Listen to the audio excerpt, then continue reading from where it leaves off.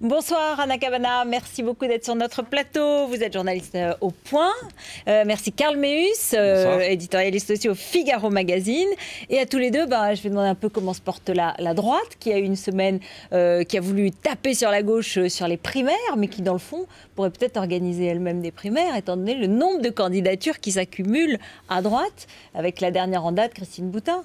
C'est clairement un des sujets et sans doute une des raisons pour lesquelles il s'acharne avec autant de véhémence à taper sur la primaire socialiste. C'est-à-dire qu'au fond, il y a bien sûr la volonté de remobiliser le camp UMP et de montrer qu'on peut mordre l'adversaire et le déchirer. Donc ça c'est ce que prétend Jean-François Copé. Mais il y a aussi en creux le fait de dire on va essayer de torpiller toute idée de demande de primaire au sein de l'UMP. Parce que vous vous souvenez, donc Alain Lamassoure avait fait une tribune demandant des primaires au sein de l'UMP, Hervé Mariton avait embrayé, et donc là, au moins, en faisant autant sur les primaires des autres, on essaie de tuer l'idée même des primaires. Sauf qu'en 2005, Nicolas Sarkozy aimait bien l'idée des primaires quand il s'agissait d'éviter que Dominique de Villepin vienne ou d'embêter Jacques Chirac. Oui, mais il était très haut dans les sondages à ce moment-là. Voilà. C'est celui qui aurait pu être facilement désigné s'il y avait des primaires. C'est compliqué de vouloir organiser des primaires quand on est moins haut dans les sondages. C'est un peu ça le problème. Enfin, il pourrait gagner dans des primaires UMP aujourd'hui,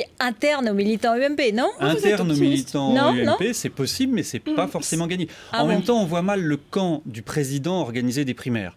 Le PS, quand Mitterrand était à l'Élysée, pareil, n'aurait jamais eu l'idée, l'outrecuidance de dire on va organiser des primaires.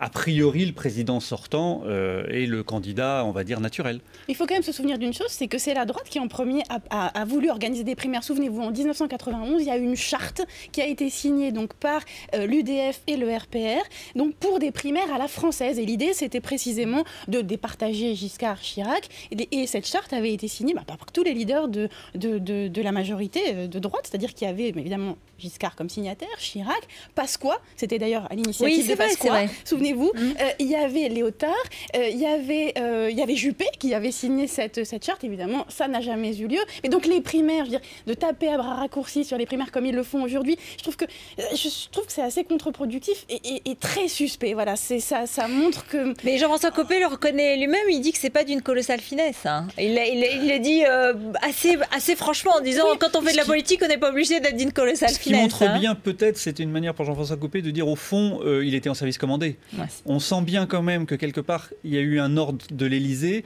puisque Jean-François Copé le lance, Claude Guéant braille immédiatement. Se contredit, puisque dimanche soir, il dit... c'est légal, et mercredi à l'Assemblée ou mardi, il dit il y a un problème. Il dit les deux. Il dit à la fois c'est régulier, mais en même temps on demande des garanties. Mais vous savez ce que ça a fait en même temps cette histoire de fronde de l'UMP contre les primaires, c'est que ça a permis de donner le micro aux socialistes pour qu'ils expliquent à quel point ils avaient songé à mettre en place des garanties pour prévenir, etc. C'est-à-dire qu'au fond, contrairement à ce qui était prévu, on a aujourd'hui toutes les précisions sur les garde-fous pris par le Parti socialiste. Parce que l'UMP s'est réveillé beaucoup trop tard. Enfin, le ministère de l'Intérieur avait donné son accord en disant tout ça est normal et légal, donc il n'y a pas de problème. C'est à ce moment-là peut-être que le ministre de l'Intérieur aurait dû dire mais non, attention, il y a un problème. La CNIL a dit mais on voit aucun problème. Commission nationale informatique et liberté. Mais c'est au moment où la CNIL a rendu son avis que peut-être là l'UMP aurait pu dire non, attendez, nous on n'est pas d'accord et peut-être il faut débattre. Ça intervient beaucoup trop tard dans le processus. Imaginez comment ça va mobiliser les électeurs anti-Sarkozy, c'est-à-dire que même au-delà même du Parti socialiste, c'est-à-dire que là aujourd'hui, l'idée c'était de mobiliser l'UMP contre la gauche et de ressouder tout ça, et au final on va se retrouver avec une primaire qui va attirer des anti-Sarkozy. La campagne, hein. C'est pas sûr non plus que ça mobilise plusieurs millions d'électeurs comme il l'espère au PS, hein. C'est pas gagné non plus. Ça c'est sûr. En tout cas, vous êtes absolument dans un suspense infernal, vous n'endormez plus la nuit, vous attendez cette candidature de Martine Aubry. C'est terrible, le suspense c'est abominable. Non mais clairement si elle avait souhaité ne pas être candidate, on le saurait déjà. Voilà, au fond, si elle n'était pas candidate, on le saurait déjà. Donc maintenant, ce qu'on ne sait pas, c'est comment elle va déclarer sa candidature. Et oui, Karl. Oui, le suspense, il n'est pas sur est-ce qu'elle sera candidate ou pas, mais sur est-ce qu'elle va réussir ou pas son entrée en campagne. Parce qu'au fond, à force d'avoir retardé l'entrée en campagne, c'est la seule aujourd'hui parmi les prétendants socialistes à ne pas avoir dit si elle était candidate ou pas. Le 28 démarre le dépôt des candidatures. Pour François Hollande, c'est une formalité. On sait qu'il est candidat depuis 6 mois. Bon, il va y aller. Ok, oui, je suis candidat. On passe à autre chose. Ségolène Royal a décidé de faire une conférence de presse, mais pour elle, c'est pas une nouvelle entrée en campagne. On sait aussi qu'elle est candidate. En revanche, Martine Aubry, elle l'a dit. Je vais m'adresser aux Français. Admettons. Il y a 2 hypothèses. Elle réussit son entrée en campagne, très bien, elle continue telle qu'elle est. Mais elle rate son entrée en campagne. Elle n'arrive pas à justifier, à dire, au fond, pourquoi j'y vais, pourquoi elle y va, pour quelle raison. Ça marche pas. Et elle a beaucoup plus à perdre que les 2 autres dans cette histoire. Oui, en même temps, elle est créditée d'un espoir. C'est-à-dire qu'au fond, pour l'instant, ça ne lui a pas porté préjudice de rester en retrait et de dire « Bon, ben moi, finalement, je joue le rassemblement de mon parti et on verra pour ce qui est de ma destinée personnelle. » C'est même mieux parce que dans notre sondage avec Le Point, et hier, BFM TV, RMC, CSA, elle est devant François Hollande au premier tour, mais elle est battue par François Hollande au deuxième tour de la primaire. Une entrée en campagne, une déclaration de candidature, c'est une signature. C'est-à-dire que ça marque la personnalité, ça marque quelle va être la campagne. On se souvient tous, alors c'était pas pour des primaires, mais Lionel Jospin qui déclare sa candidature en 2002. Par un fax. Par un fax envoyé à l'AFP, puis derrière, il va tout seul, on voit ces images où il marche le long d'un mur, engoncé dans un imperméable. C'est désastreux comme image. En revanche, on a en face Jacques Chirac à Avignon, applaudissements, tout ça. C'est pas facile une entrée en campagne. François Hollande a beaucoup réfléchi à son appel de Tulle, Ségolène Royal aussi. Il a eu beau avoir beaucoup réfléchi, c'était quand même pas une réussite absolue, l'entrée en campagne de François Hollande. C'était pas raté non plus, c'était une belle entrée en campagne. C'était normal, hein, pardon. C'était bien normal. Voilà.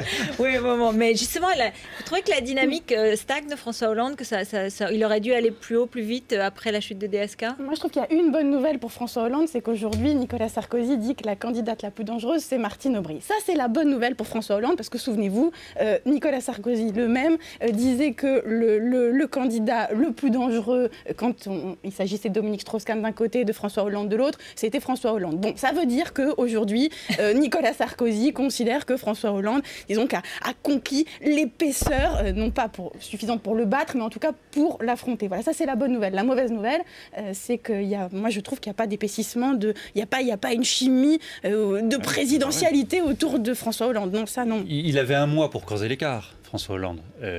Il récupère une partie de ce qu'avait Dominique Strauss-Kahn, mais Martine Aubry aussi. Donc il n'a pas creusé l'écart, il se retrouve à égalité. Ce qui, au fond, est pour lui la plus mauvaise solution, la plus mauvaise façon de redémarrer une campagne. Parce que Martine Aubry est à égalité avec lui, elle n'a pas encore déclaré sa candidature, même si on sait qu'il n'y a pas de suspense, ça crée toujours une dynamique, on l'a bien vu avec François Hollande au moment où il déclare sa candidature. Et 2, elle va pouvoir commencer à engranger les soutiens. Et puis il a déjà fait le plein. Et elle va pouvoir montrer qu'elle a envie. Parce qu'au fond, François Hollande, ce qui a séduit finalement l'opinion et l'électorat, ça a été son envie d'avoir envie, cette espèce de pétillance, de fougue, etc. Là, aujourd'hui, c'est Martine Aubry. Si elle arrive à montrer ça, François Hollande a perdu. Elle peut prendre l'avantage. Juste un tout petit mot, mais en 10 secondes. Marine Le Pen, hier, a dit qu'elle stagnait dans les sondages parce qu'il y avait eu une diète médiatique, parce qu'on n'avait pas beaucoup parlé d'elle ces derniers temps. C'est vrai enfin, je veux dire, c'est votre sentiment ou... Elle n'a pas profité de la chute de DSK, elle a pas... à New York, c'est ça. Enfin bon, c'est une Bretonne, elle est têtue comme tous les Bretons, donc elle va continuer. Elle stagne, mais elle stagne à un niveau qui est quand même très élevé. Voilà. Le dernier sondage montre qu'elle peut se qualifier encore au second tour. Oui, non, clairement, il y a quand même une donnée aujourd'hui, c'est que tous les éléments politiques convergent pour montrer que le Front National doit être présent au second tour, sauf un élément, c'est que tout le monde s'y attend. Et je pense que c'est aussi ce qui explique la stagnation dans les sondages. C'est pas comme la dernière fois, la dernière minute. La surprise. Merci beaucoup à tous les deux. Merci, c'est le journal de Marc Cottement, bien sûr, avec cette information de dernière minute. Peter Falk, l'inspecteur Colombo, est mort à l'âge de 83 ans. Voilà, c'est la dernière info. Merci, à lundi.